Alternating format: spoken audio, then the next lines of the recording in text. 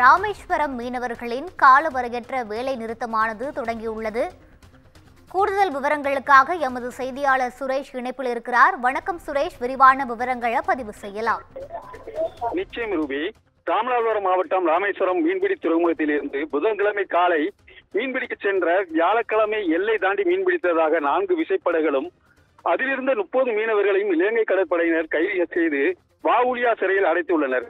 மீனவர்கள் கைது நடவடிக்கையை கண்டித்து நேற்று ராமேஸ்வரம் மீன்பிடி துறைமுகத்தில் மீனவர்கள் அவசர ஆலோசனை கூட்டம் நடத்தி காலவரையற்ற வேலை நிறுத்த போராட்டத்தில் ஈடுபட போவதாக ஒரு முடிவு செய்தனர். இதன் அடிப்படையில் இன்று ராமேஸ்வரம் விசைப்படகு மீனவர்கள் தங்களது வேலை நிறுத்தத்தை தொடங்கியுள்ளதால் ராமேஸ்வரம் மீன்பிடி துறைமுகத்தில் சுமார் 700க்கும் மேற்பட்ட விசைப்படகுகள் மீன்பிடிக்க கடலுக்கு செல்லாமல் கரையில் நங்கூரமிட்டு நிறுத்தப்பட்டுள்ளது.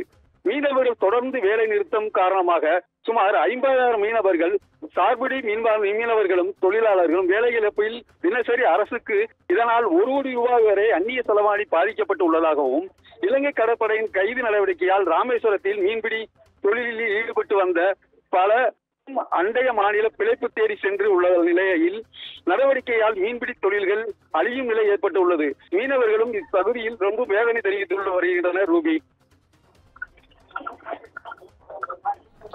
விவரங்களை வழங்கியமைக்கு நன்றி சுரேஷ்.